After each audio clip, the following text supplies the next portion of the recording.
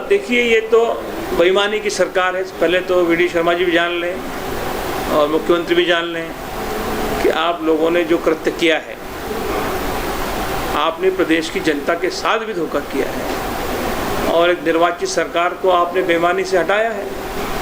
इसका हिसाब किताब तो हम आपसे करेंगे अभी 27 चुनाव जो उपचुनाव होने वाले हैं, और किसमें कितना दम है वो तो आपने देखा ही। 15 महीने में कमलनाथ जी के नेतृत्व में जो काम हमने किए, जो काम कभी 15 साल में ये नहीं कर पाए। भूमाफियों का सफाया, इंदौर जैसे बड़े शहर में भूमाफियों का सफाया, ये सिर्फ कांग्रेस और कमलनाथ जैसे व्यक्ति ही कर सकते थे।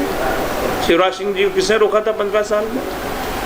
किसानों की कर्ज माफ़ी की योजना की बात हो, 2 लाख का कर्ज माफ़ी की योजना हमने चलाई, किसान को लाभ देना शुरू किया, आपने सरकार बदल दी हमारी।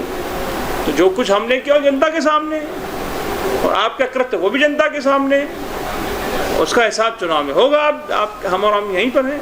सवाल है कि जो ज्योतिराव सिंधिया को 146 एकड़ जमीन मात्र 1500 रुपए में दे दी है, 99 साल के लिए।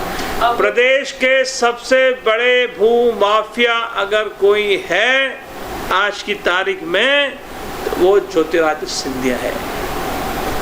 आप तो 146 एकड़ की बात कर रहे हैं, हजारों एकड़ जमीन ग्वालियर संभाग में, शिवपुरी में, ग्वालियर प्रॉपर में दबाकर बैठे हुए हैं जनता की जमीन को, सरकारी जमीन को।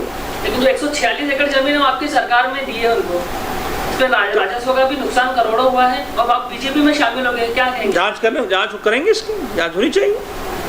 उमा भारती का ताज़ा स्टेटमेंट आया कि कांग्रेस अब परमानेंट विपक्ष की भूमिका निभाने के लिए तैयार है, और यदि उनको विपक्षी भूमिका निभाने नहीं आती तो हम ट्रेनिंग देने को तैयार। वो हमारी बड़ी बहन है, मैं उनका बहुत सम्मान करता हूँ, और बेचारी वो पूरी तरह से अपनी पार्टी में वो खुद कहाँ पर स्थापित हैं वो इसका मनन करें।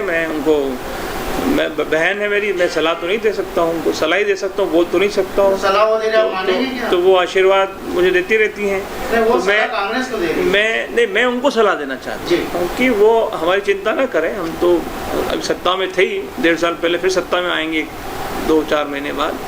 ये मेरी बड़ी बहन से मेरी तो यही सलाह है कि जिस महिला ने इस मध्य प्रदेश में भाजपा को स्थापित करने का काम किया था, उनसे कुर्सी छीन ली गई और माओवादी और दूसरे लोग आ गए 1.5 साल के अंदर। तो वो फिर उनको कभी उनको उत्तर प्रदेश भेज दिया जाता है, कभी दिल्ली भेज दिया जाता है, कभी कहीं भेज दिया जाता है। तो बहन जी कहाँ स्थापित हैं वो इसका मनन खुद करें पहले तो। उपचुनाव में दोबारा उमा भारती सक्रिय रूप से चुनाव प्रचार में दिख रही, क्या मायने? क्या शिवराज सिंह चौहान का गिराफ कम हो गया, भगवा को फिर से लाया जाए? देखिए, वो तो मैं तो कहता ही हमेशा कहता रहा हूँ कि वो तो नेता है, जनमानस के नेता हैं, और अब वो काम कर रहे हैं तो वो अपनी पार्टी काम करें, हम लोग अपना काम करें।